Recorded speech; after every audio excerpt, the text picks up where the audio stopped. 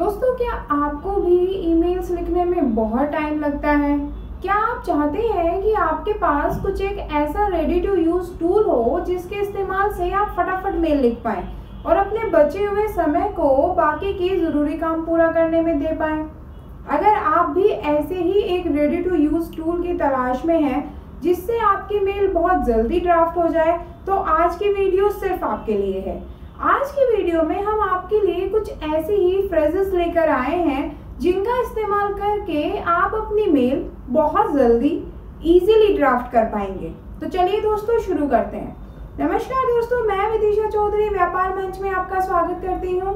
अगर आप हमारे चैनल पर नए हैं तो सबसे पहले हमारे चैनल को सब्सक्राइब कर दीजिए, साथ ही प्रेस कर दीजिए इस बेल आइकन को भी, जिससे हमारी लेटेस्ट वीडियोस की सारी नोटिफिकेशंस आपको मिलती रहें। दोस्तों, हम सबकी लाइफ में ईमेल्स बहुत ही अटूट हिस्सा बन चुकी है। ऑफिस में हम सबका ज़्यादातर टाइम मेल्स करने में ही जाता है। अगर आपकी इंग्लिश अच्छी है तब तो फिर भी आपको ज़्यादा दिक्कत का सामना नहीं करना पड़ता, लेकिन अगर आपकी इंग्लिश उतनी अच्छी नहीं है तब तो काफ़ी प्रॉब्लम होती है। इसी प्रॉब्लम को सॉल्व करने के लिए आज हम कुछ ऐसी फ्रेजेस आपके साथ शेयर करेंगे जिनका इस्तेमाल करके आपका जो आप मेल ड्राफ्ट करेंगे तो आपका समय भी बचेगा और आप बहुत आसानी से मिनटों में अपनी मेल जो है वो ड्राफ्ट कर पाएंगे।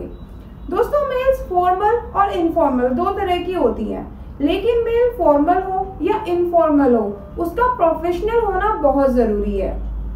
प्रोफेशनल मेल का मतलब है कि आपकी मेल का जो कंटेंट है वो क्लियर हो, आपकी मेल पोलाइट हो और करेक्ट स्पेलिंग और ग्रामर के साथ आपकी मेल हो। आपकी मेल में स्पेलिंग एरर्स ना हो और ग्रामेटिकली ज़्यादा एरर्स ना हो। तो आइए दोस्तों, सबसे पहले शुरू करते हैं मेल के बिगिनिंग सेक्शन से, यानी कि ग्रीटिंग सेक्शंस के कुछ फ्रेजेस के साथ। ग्रीटिंग्स फ्रेजेस में आप डियर सर या डियर मैम से स्टार्ट करेंगे। अगर आपको अपने क्लाइंट का नाम पता है तो आप डियर मिस्टर या मिस, कभी भी मिसेज यूज मत कीजिए। मिस अगर लेडी है तो मिस, और अगर जेंट्स है तो मिस्टर यूज कीजिए। या फिर आप हेलो से भी स्टार्ट कर सकते हैं। अगर आप अपने क्लाइंट को या आप जिसको मेल भेज रहे हैं उसको अच्छे से जानते हैं तो आप फ्रेंडली हैं तो हाई से भी स्टार्ट कर सकते हैं।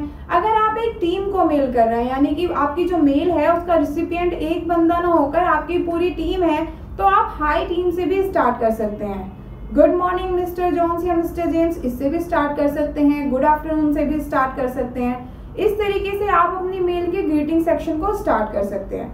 ग्रीटिंग्स के बाद आता है मेल्स के बिगनिंग सेक्शन का सोशल पार्ट, जिसमें आप अपने मेल रिसिपिएंट का हालचाल पूछते हैं, या फिर अगर आप उनके मेल का रिप्लाई कर रहे हैं तो आप उनकी मेल के लिए थैंक यू बोलते हैं, उनकी मेल को एक्नॉलेज करते हैं।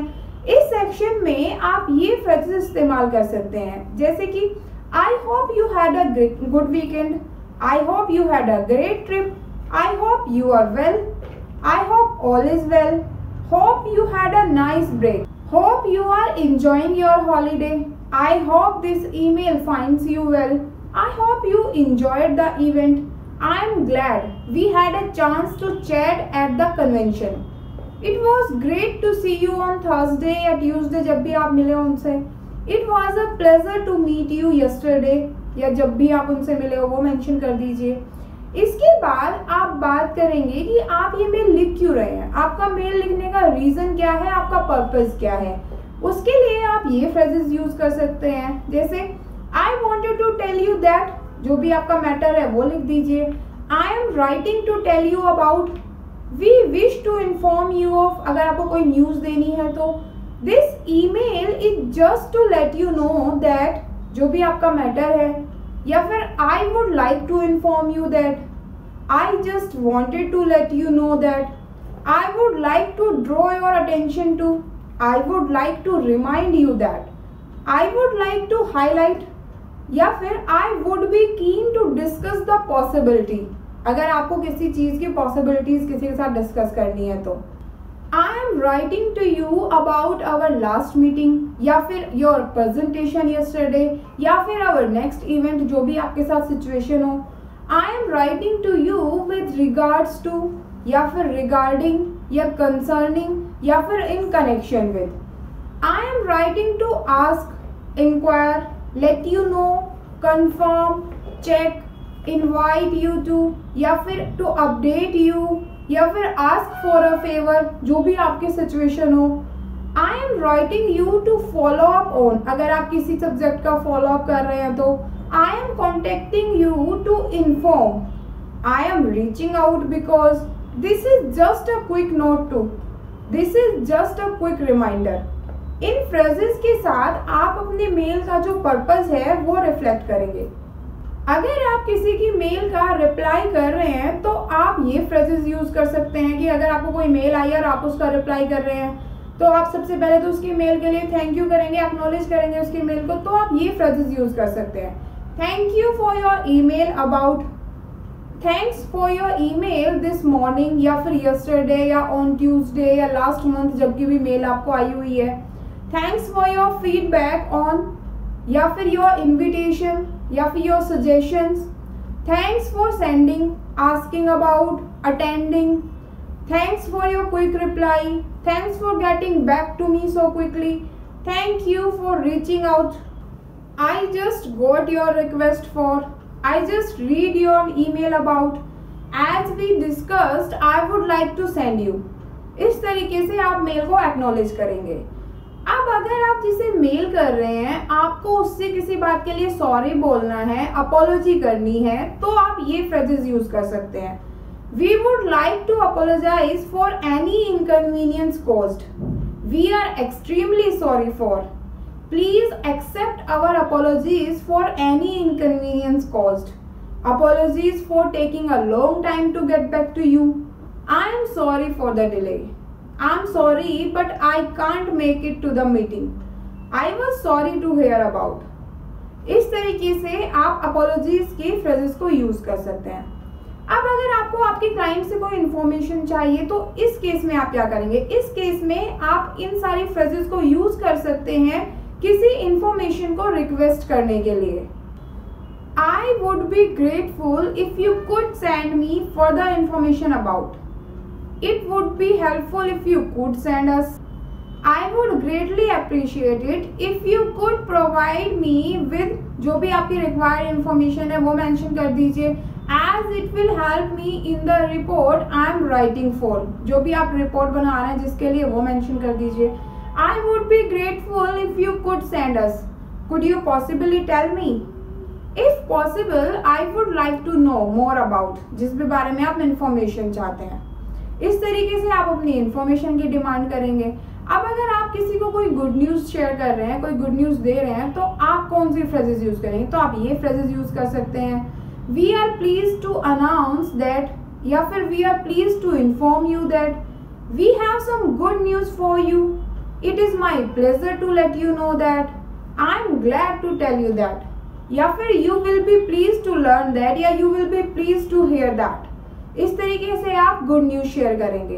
अब अगर आपको मेल में कोई बुरी खबर देनी है, कोई ऐसी बात शेयर करनी है जो आपके रिसिपिएंट को अच्छी नहीं लगेगी, तो आप इन फ्रेजेस को यूज कर सकते हैं, we regret to inform you that, या फिर I regret to inform you that due to a mistake in our database, जो भी आपसे गलती हुई है वो मेंशन कर दीजिए।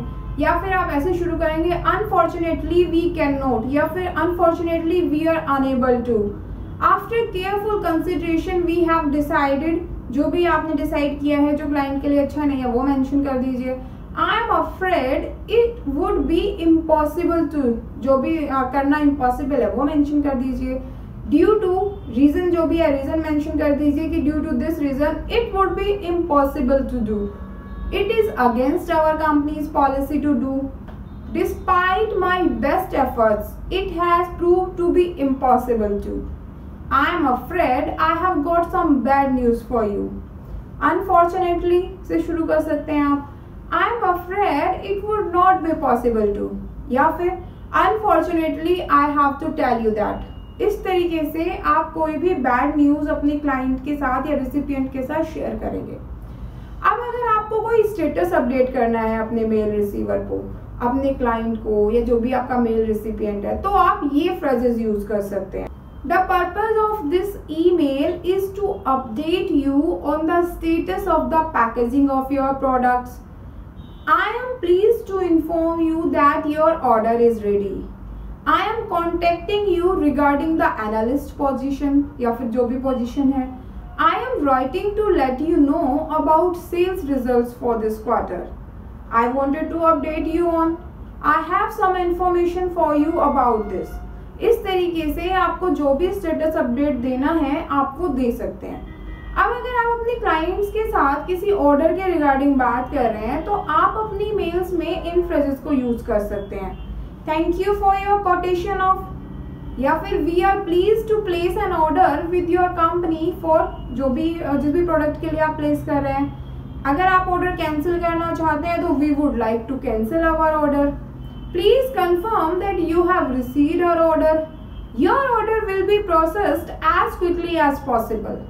इट विल टेक अबाउट, जो भी टाइम लगेगा वो टाइम मेंशन कर दीजिए, to process your order. We can guarantee delivery before, जिस भी टाइम से पहले आप डिलीवरी की गारंटी दे रहे हैं वो मेंशन कर दीजिए। I would like to cancel the order I placed on, जिस भी डेट को आपने ऑर्डर प्लेस किया है वो मेंशन कर दीजिए। I would like to place an order for, जो भी प्रोडक्ट है वो मेंशन कर दीजिए। Please confirm your order. We are processing your order and we will get back to you as soon as we can. We have received your order. Thank you for your order. इस तरीके से आप अपने order के regarding mails में ये phrases use कर सकते हैं। अब अगर आप मेल जिसको कर रहे हैं उन मेल में कुछ डॉक्यूमेंट्स भी अटैच कर रहे हैं तो आप इन फ्रेजेस को यूज कर सकते हैं। I have attached. Please find attached. I am enclosing. Please take a look at the attached file. You will find enclosed. I have attached the, जो भी फाइल है for your review. The attached file contains. Could you please sign the attached form and send it back to us by, जिस भी date तक आप चाहते हैं। I have attached the file for your review. इस तरीके से आप अपने जो अटैचमेंट के मैसेज हैं, अटैचमेंट की मेल्स हैं, उनमें इन फ्रेजेस को यूज कर सकते हैं। अटैचमेंट के बाद आपको लास्ट में आपकी मेल के क्लोजिंग रिमार्क में आप इन फ्रेजेस को यूज कर सकते हैं। I would appreciate your immediate attention to this matter. If you require any further information please feel free to contact me. If you have any question or concern don't hesitate to let me know. I look forward to hearing from you soon. I look forward to meeting you again next week. If we can be of any further assistance, please let us know. We hope you are happy with this arrangement. We look forward to a successful working relationship in the future. We would be very pleased to do business with your company. I would be happy to have an opportunity to work with your firm, with your company. I look forward to seeing you next week. Looking forward to hearing from you. I look forward to doing business with you in the future. In closing remarks के साथ आपको अगर किसी mail का reply चाहते हो वो बता सकते हो, कुछ आप उनसे ये कहना चाहते हो कि अगर उनको कोई इन्फॉर्मेशन चाहिए वो आपसे पूछ लें, वो कंफर्ट जोन आप अपने रिसिपिएंट को दे सकते हो। इसके बाद इन फ्रेजेस के साथ आप अपनी मेल को, आपको एक एंड करनी है तो आपकी जो एंडिंग फ्रेजेस हैं, मेल एंडिंग में आप इन फ्रेजेस को यूज कर सकते हैं। Sincerely, yours sincerely, sincerely yours, yours faithfully, kind regards, regards, yours truly, many thanks, best regards, with best wishes, best wishes. इस तरीके से इन फ्रेजेस के साथ आप अपनी मेल को एंड कर दीजिए। तो दोस्तों इस तरीके से आप इन फ्रेजेस को इस्तेमाल करके अपनी मेल को एक प्रोफेशनल लुक तो दे ही सकते हैं और इसके साथ साथ बहुत ही फास्ट और आसानी से अपनी मेल ड्राफ्ट कर सकते हैं। उम्मीद करते हैं कि आप भी इन फ्रेजेस को अपनी मेल्स में इस्तेमाल करेंगे और अपनी मेल की क्वालिटी और अपनी प्रोडक्टिविटी दोनों को ही इन्हांस करेंगे। और इसके साथ साथ ये भी उम्मीद करते हैं कि आपको हमारी आज की वीडियो अच्छी लगी होगी, तो इस वीडियो को ज़्यादा से ज़्यादा लाइक कर दीजिए, अपने दोस्तों के साथ भी शेयर कर दीजिए। एंड हाँ, अगर आपने अभी तक हमारे चैनल को सब्सक्राइब नहीं किया है तो जल्दी से सब्सक्राइब कर दीजिए। Thank you.